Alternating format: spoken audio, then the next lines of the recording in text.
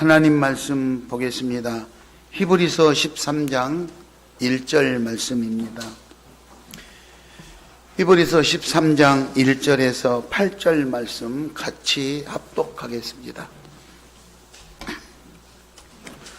형제 사랑하기를 계속하고 손님 대접하기를 잊지 말라. 이로써 부지 중에 천사들을 대접한 이들이 있었느니라. 너희도 함께 갇힌 것 같이 갇힌 자를 생각하고 너희도 몸을 가졌은즉 학대받는 자를 생각하라. 모든 사람은 결혼을 귀히 여기고 침소를 더럽히지 않게 하라. 음행하는 자들과 간음하는 자들을 하나님이 심판하시리라. 돈을 사랑하지 말고 있는 바를 족한 줄로 알라. 그가 친히 말씀하시기를 내가 결코 너희를 버리지 아니하고 너희를 떠나지 아니하리라 하셨느니라. 그러므로 우리가 담대히 말하되 주는 나를 돕는 이시니 내가 무서워하지 아니하겠노라. 사람이 내게 어찌하리요 하노라. 하나님의 말씀을 너희에게 일러주고 너희를 인도하던 자들을 생각하며 그들의 행실의 결말을 주의하여 보고 그들의 믿음을 본받으라.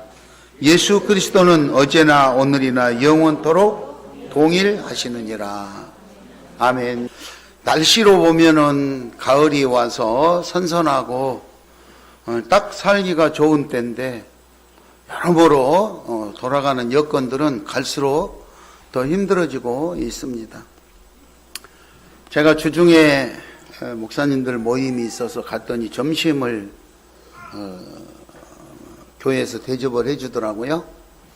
그 집에 김치가 참 맛있어서 식당인데 김치가 얼마나 맛있어서 좀 더 달라고 할까 하고 옆에를 봤더니 벽에가 써서 붙여져 있어요. 야채값 폭등으로 김치를 추가하시는 3,000원을 내야 됩니다. 이렇게 써 붙였어요. 우리나라가 뭐 김치는 묻지 마라 더 주는 곳 아닙니까? 물하고 김치는 마음껏 주는 곳인데 얼마나 지금 물가가 비싸면 식당의 사장님이 김치를 더 달라고 하면 3,000원을 받겠다고 써 붙여놨겠습니까? 서민들의 삶이 얼마나 힘들까 생각하는 그게 상황이거든요. 그런가 하면 뉴스를 들어보면 그래도 우리는 어떻게 좀 선택의 여지가 있잖아요. 참아보고 선택의 여지가 있는데 뉴스를 들어보니까 우크라이나는 땅을 빼앗겼는데 그 빼앗은 땅에 살고 있는 남자들 18세에서 35세 남자들을 전쟁터로 보내기 위해서 징집을 한다고 뭐 지금 투표를 하고 있고 이렇게 해서 남자 18세에서 35세는 출국 금지를 시키고 모든 게 막 잡아간답니다. 그러면 나라 뺏긴 것도 억울한데 그 나라에서 전쟁터에 나가면 누구를 위해서 누구에게 총질을 하고 나가서 싸워야 될까? 이 나라 사람들은 과연 어떻게 선택해야 될까? 안 가자니 죽어야 되고 나가 싸우자니 자기 형제 자기 민족을 위해서 또 싸워야 되고 선택의 여지가 없는 그 사람들의 마음은 얼마나 아플까? 뉴스를 보면서 그런 생각이 들었습니다. 참으로 살기가 힘들죠. 그냥 살아도 있어도 살기가 힘들고 어려운 상황인데 하물며 우리 그리스도인으로서 경건한 삶을 살아내려면 얼마나 더 힘들까 그런 생각이 어려운 가운데서도 예수님의 가르침, 말씀을 열심히 따르고 예수님을 의지할 수 있는 저와 여러분이 될 수 있기 바랍니다. 참 믿음의 사람들은 무엇을 실천하면서 살아야 될 것인가? 오늘 예수님께서 권고하신 선한 의무를 몇 가지 살펴보려고 합니다. 그 첫 번째 의무가 오늘 13장 1절에 보니까 형제를 사랑하라 그랬습니다. 따라서 하겠습니다. 사랑하며 삽시다. 사랑하며 삽시다. 사랑을 실천해야 될 의무다 이 말입니다. 해도 되고 안 해도 되고 이게 아니라 우리는 사랑을 실천해야 될 의무, 그리스도인으로서 의무가 있다. 한 번만 사랑하고 그냥 잊어버리면 좋겠지요. 그런데 오늘 본문 말씀에서는 사랑을 계속해서 하라 그래서 계속해서. 그렇죠? 계속. 봉사하고 사랑하고 이렇게 하는 것들을 계속해서 하라. 이 말은 사랑하는 삶이 우리의 일상생활이 돼야 된다. 이 말. 일상. 어느 날 특별히 마음 먹고 사랑하고 이게 아니라 그냥 우리가 살아가는 삶이 그냥 사랑의 삶이 되기를 오늘 예수님은 말씀하셨어요. 여러분, 무엇보다 사랑하기 위해서는 선행적으로 해야 될 조건이 있습니다. 따라서 합니다. 용서합시다. 용서합시다. 예, 사랑을 하기 전에는 반드시 용서를 해야 사랑할 수 있어요. 용서하지 않고는 사랑할 수가 없다는 것입니다. 여러분, 우리를 힘들게 하는 사람들이 있어도 다 용서하시기 바랍니다. 마태복음 18장 21절에 보면 베드로가 예수님에게 묻습니다. 예수님, 언제까지 참아준대요? 언제까지 용서해 준대요? 형제가 나에게 힘들게 하고 나에게 죄를 범하고 온갖 이런 일들을 하면 내가 언제까지 참아줄까요? 그렇잖아요? 언제까지? 마태복음 18장 21절에 베드로가 예수님께 묻습니다. 7번까지 참아줄까요? 이렇게 묻습니다. 예수님은 18장 22절에서 대답을 하십니다. 70번씩, 7번씩 70번이라도 참아줘라. 7번씩 70번이라도, 그러니까 한 번씩 7번까지 참을까요? 묻는 제자의 물음에 예수님은 7번씩 70번이라도 참아줘라. 계속 참아라 이거죠, 결론은. 용서하라 이 말이에요, 용서. 그죠? 속상할 일이, 살다 보면 속상할 일이 얼마나 많겠습니까? 그런다고 속상하다고 스트레스 받고 또 화난 김에 행동을 해버리면 좀 내 마음이 정리가 된 다음에는 후회하는 일들이 생기잖아요. 그때 순간에는 올바른 선택인 줄 알고 했는데 그 선택을 하고 나서 내중에 생각해 보니까 잘못된 선택일 수도 있다 이 말이죠. 잘 용서하고 참으시기 바랍니다. 요한복음 13장 34절에는 예수님도 이렇게 말합니다. 새 계명을 너희에게 주노니 서로 사랑하라. 내가 너희를 사랑한 것처럼 너희도 서로 사랑하라. 예수님도 서로 사랑하라 그러죠. 그런데 예수님은 말씀하시기를 내가 너희를 사랑한 것 같이 너희도 서로 사랑하라 그래서. 요즘에 해자되는 일들이 많더라고요. 옛날에 군대 생활했을 때는요, 대장들이 그럴 때요, 자기는 뒤에 서서 돌격 앞으로 그러면 막 이게 다 앞으로 싸우러 나갔대요. 그런데 요즘 군인들은 안 믿는데요. 앞으로 그러면 네가 먼저 가라 그리고 안 간대. 그래서 나를 따르라 그리고 뭐 앞서 가야 되는데 나를 따르라 그러면 앞서 따라간대요 이제. 그런데 요즘 최근에 와서는요, 나를 따르라 그리고 뛰어나가면 너나 잘 갔다 와라 그러고 다 안 간대. 그 정도로 세상이 변했다 이거예요. 응? 세상이. 그래서 오늘 예수님은요, 내가 사랑한 것만큼 사랑해라 이렇게 말씀하시고 있어요.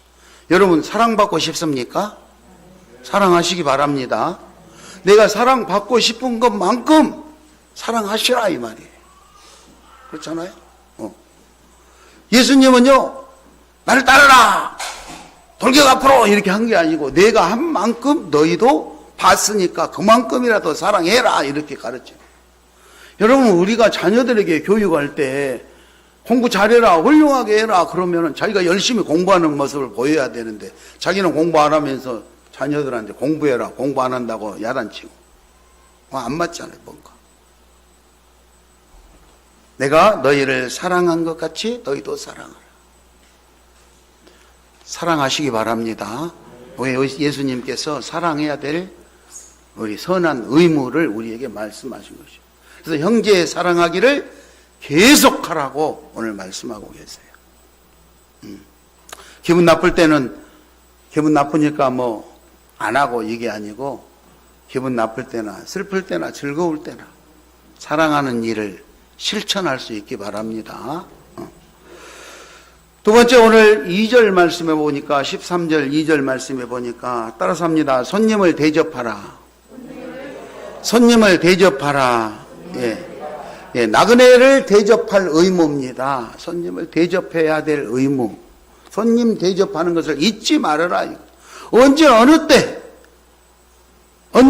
때 손님을 만날지 모르지만 만나는 사람을 잘 대접하라. 예수님은 이 땅에 오시면서 내가 섬김을 받으러 온 것이 아니라 내가 섬기러 왔노라 그러셨어요. 섬기러 왔노라. 사람들은 남들에게 섬김 받기를 좋아하죠. 그러나 오늘 예수님께서는 손님을 대접하라 그랬으니 우리가 잘 섬길 수 있기를 바랍니다. 아멘. 옆 사람 한번 보세요. 그리고 말합니다. 내가 잘 섬기겠습니다. 그 옆에 있는 사람이 힘든 눈을 보면 알잖아요. 힘든 얼굴인지 아니면 나한테 뭔가를 바라고 있는 눈빛인지 잘 보시고 내가 섬기겠습니다. 잘 섬기시기 바랍니다. 막 눈을 뚫어지게 쳐다보면서 너 나한테 뭐 안 가져오냐? 막 이렇게 하면은 안 돼. 그렇죠? 내가 섬기겠더라. 손님 대접하기를 잊지 말라. 부지 중에 천사를 대접한 사람이 있느니라 그랬어. 아브라함이 그렇게 했죠.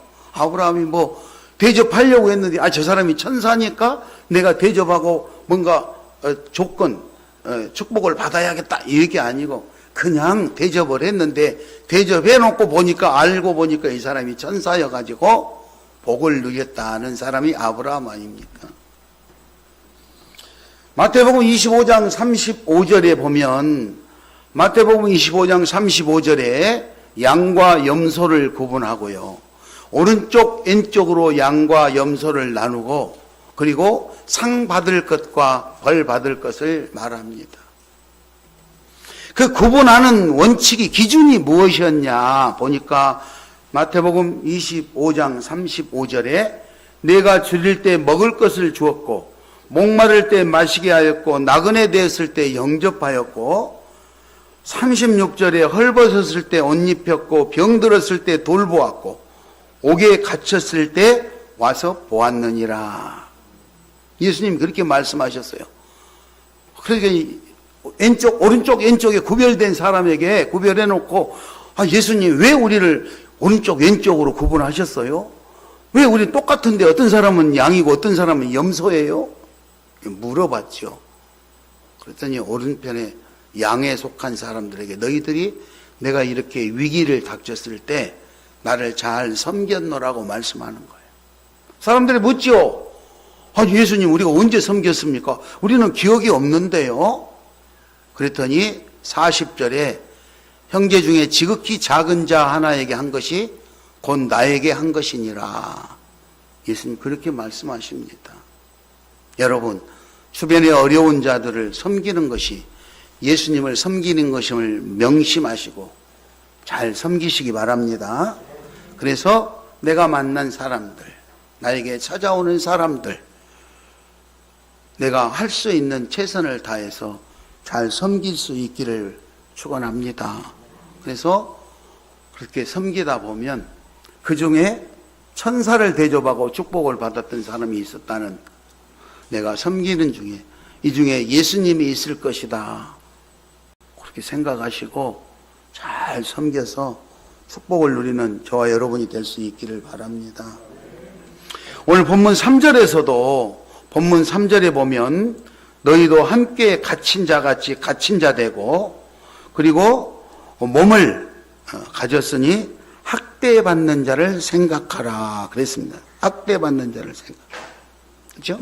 우리 주변에 갇힌 자, 그런 자를 생각도 해보고 학대받고 있는 사람도 생각해 보라 이거지. 잘 섬길 수 있기를 바랍니다. 억눌린 자, 가난한 자, 약한 자, 사회적 약자들 우리 주변에 많이 있을 거예요. 그런 사람들을 잘 생각해 보고 그 약자 편에서 어려운 사람의 입장에서 생각해 보고 내가 그분들을 잘 섬길 수 있기를 축원합니다. 마지막으로 세 번째 따라서 합니다. 순결하고 정숙하라. 순결하고 정숙하라. 네. 거룩함을 쫓을 의무에 대해서 말하고 있는 거예요.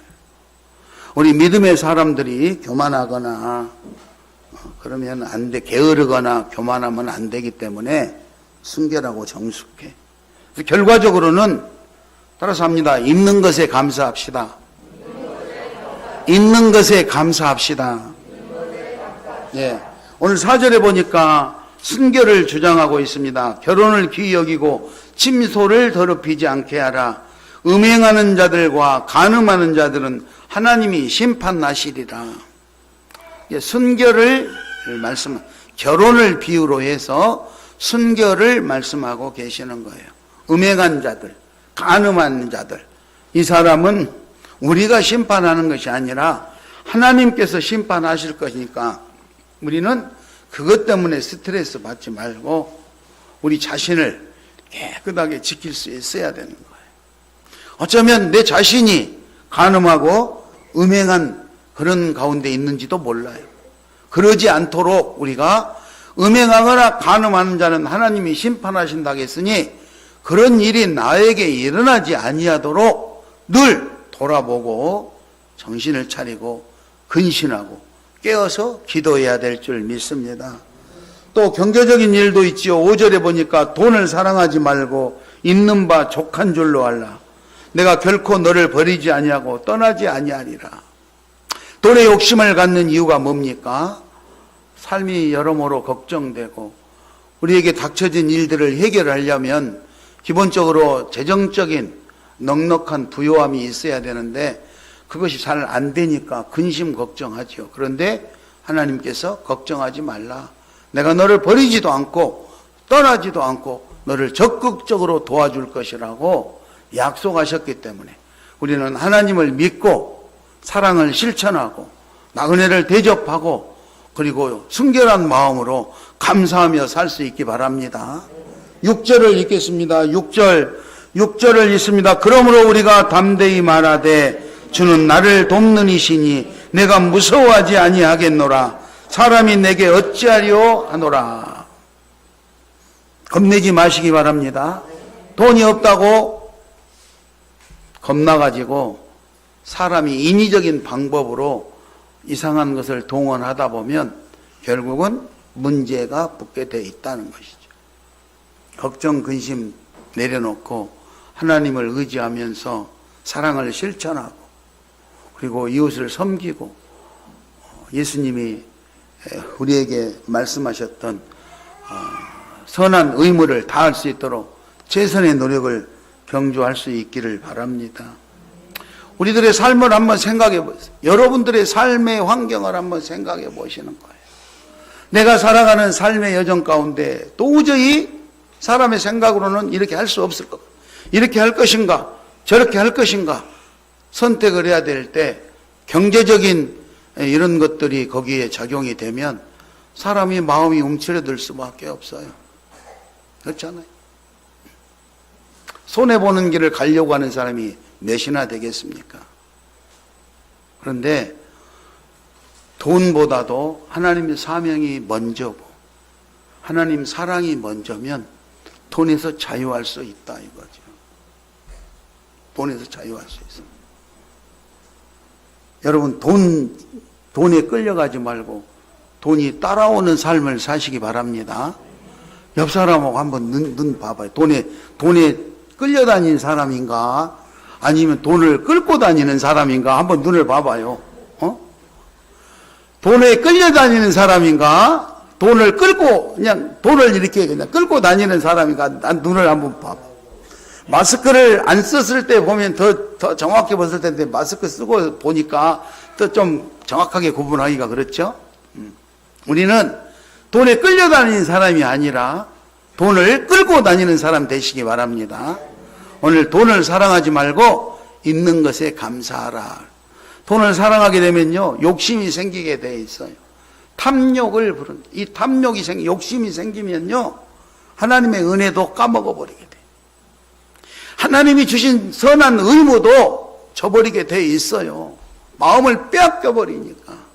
물질의 마음을 빼앗겨가지고 하나님의 은혜도 까먹어버리고 하나님의 선한 의무도 까먹어버리고 그리고 돈에 끌려다니게 돼 있다. 우리는 그렇지 않게 하기 위해서 욕심을 버리고 순결 그리고 정결할 수 있기를 바랍니다. 그렇게 하기 위해서 내 마음을 관리해야 되니까 있는 것에 감사해야 돼요. 있는 것에 감사. 빌립보서 4장 11절에 보면은 빌립보서 4장 11절에 보면 내가 궁핍함으로 말하는 것이 아니라 어떤 형편이든지 나는 자족하기를 배웠노라 그랬어. 어떤 형편이든지 비천에 처할 줄도 알고 풍부에 처할 줄도 알고 배부름과 배고픔과 풍부와 궁핍에 처할 줄 아는 일체의 비결을 배웠노라. 빌립보서 4장 12절에서 그렇게 말씀하고 있습니다. 여러분, 우리가 살다 보면 돈이 좀 있을 때도 있고 없을 때도 있고 잘 살 때도 있고 못 살 때도 있는 것이지. 그때마다 우리의 마음이 흔들려서 우리의 마음이 하나님 앞에 흔들리게 된다면 이거는 옳지 않기 때문에 우리의 마음을 뭔가 정립할 필요가 있다 이 말이에요. 그래서 환경이 좀 바뀌어져도 좀 어려운 상황이 발생이 해도 하나님을 향한 우리들의 마음은 흔들리지 않기를 바랍니다. 이웃을 사랑하는 마음은 흔들리지 않기를 바랍니다. 손님을 대접하는 마음이 흔들리지 않기를 바랍니다.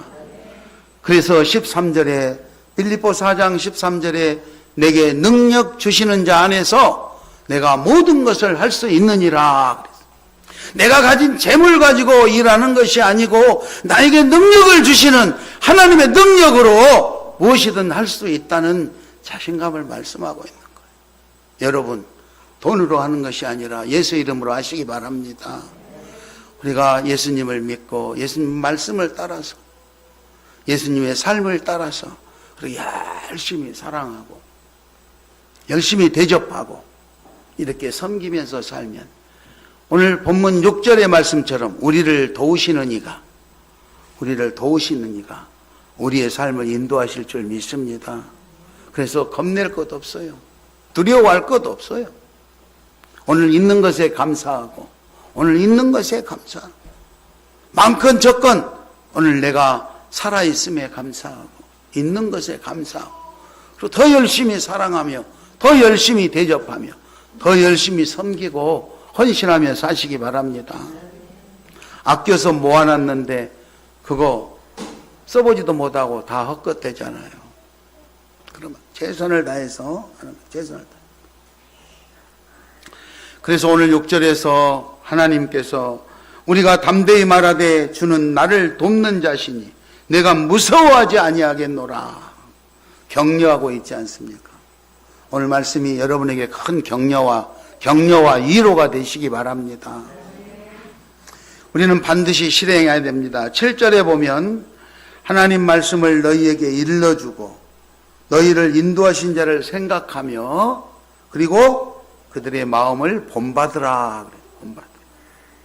본받는 신앙의 좋은 신앙의 믿음의 유산을 가진 사람들을 본받아서 우리도 아름다운 신앙인이 될 수 있기를 바랍니다. 여러모로 우리의 삶의 현장에서 예수님의 향기가 나타나고 또 아름다운 모습들이 나타나서 우리 삶에 많은 사람들이 우리 살아가는 모습을 보고 야, 저 사람은 예수의 향기가 있는 사람이다. 야, 저 사람은 인생은 참 아름답다. 이렇게 인정받을 수 있는 그런 저와 여러분의 삶이 될 수 있기를 축원합니다. 8절에 예수는 어제나 오늘이나 영원토록 동일하시다. 변하지 않고 예수 그리스도는 어제나 오늘이나 영원토록 동일하신 그 예수 그리스도를 따라가시기 바랍니다. 예수님의 가르침을 따라가고 예수님의 말씀을 쫓아가고 그 예수님이 했던 그 삶의 사랑을 실천하고 내가 너희를 사랑한 것 같이 너희도 사랑하라 했으니 우리가 사랑하면서 말씀을 기억하고 그리고 이것을 섬기면서 최선의 노력을 경주할 때 여러분들 하나님 앞에 크게 사랑받을 줄 믿습니다. 사람에게 사랑받으려고 뭐 조건 따질 거 없어요. 오늘 예수님이 선한 의무를 다할 것을 권고하셨기 때문에 우리가 사랑을 실천하고 그리고 손님을 대접하고 그리고 우리가 순결한 모습으로 살아가기 위해서 욕심을 버리고 있는 것에 감사하는 마음으로 최선을 다하고 살아간다면 하나님은 우리의 삶의 영역에 아름다운 열매를 맺어주실 줄 믿습니다. 사랑을 실천할 수 있기를 바랍니다. 나그네를 대접할 수 있기를 바랍니다. 있는 것에 감사하시기 바랍니다. 하나님이 도우실 것입니다. 그런 삶이 저와 여러분의 삶에 아름다운 삶이 되셔서 지금 살아가고 있는 이 환경과 어려운 여건을 잘 견디시고 본이 되는 멋있는 우리 시온교회 성도님들 다 되시기 바랍니다. 옆 사람 보고 인사합니다. 우리 멋지게 삽시다. 다시 한번 합니다. 멋지게 삽시다. 뭐 기죽어서 뭐 어깨를 착 펴고 멋지게 사는 거예요. 멋지게. 다시 한번 합니다. 옆 사람 보고 멋지게 삽시다. 네, 멋지게. 내일은 하나님이 책임져 주신다. 그러니까 우리는 오늘 더 사랑하고 더 섬기고 더 정결한 모습으로 멋지게 살아보는 거예요. 자, 멋지게 사시기 바랍니다. 다 같이 이 시간 멋지게 살겠다고 가슴에 손을 얹고 한번 기도하겠습니다. 지금까지 살아오면서 내가 너무 옹졸한 것은 없었는가? 내가 너무 내 생각만 하고 살지는 않았는가? 이제는 하나님을 의지하고 하나님의 말씀을 생각해서 하나님이 권고하는 선한 의무를 실천할 수 있게 해달라고, 그래서 하나님 멋지게 살게 해달라고 다 같이 기도합니다.